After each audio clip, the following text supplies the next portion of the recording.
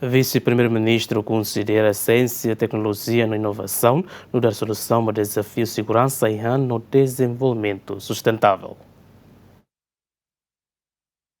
E loron da rua que cimeira ciência no desenvolvimento tinan rihon rua ruanolo resinen e a centro convenção dili Vise Primeiru-Ministru, Ministro Coordenador Assunto Economia, no Ministro Turismo no Ambiente, Francisco Calboadilai, destaca desafio ba área segurança ihan nacional, também produção ihan e harailaran sedak suficiente atu responde ba necessidade população. Nune Calboadilai sublinha necessidade atu usa ciência, tecnologia no inovação, onde aumenta a produção doméstica, normalmente em setor produtivo circelo. Investment in education and human capital must be matched by our capacity to transform knowledge into practical solutions for the challenges facing our nation.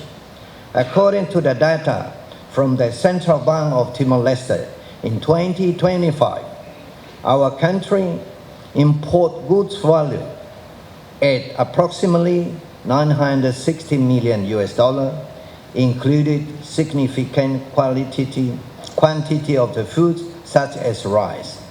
This reflects a continued challenge for our nation, food security, and demonstrated the need to strengthen domestic production and other production sectors. So today, allow me to raise some questions for us to reflect on. What ideas can we work here? What capability do we need to build? Where can international experts to help us? And what partnership can we begin today? Governante ne esperança kataklihusi cimeira ne bele for resultado nebe diak produtivo no inspirador bati moruan hotu atu buka solução ba desafio sira nebe estado hasoro. Atu atento ba estudante sira universidade sira. Atu hetan forum ida hansane la fácil. Pois ita envolve eman barak tebe eman nebe perito laureado Peace Prize ninia e depois ita sorte e presidente da República nebe ihanian worldwide connection com ninia conhecimento ninia conexão nebe hobelum barak ohin ita todo bel heta oportunidade nebe mai rona mai aprende o perito sir mai quase em russo mundo toma nebe dalida ta ho basta limamba senhor presidente. As we move through this final day, I would like to invite you to think about what comes next.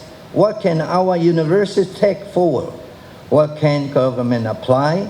And what partnership can we build from the network gathering today?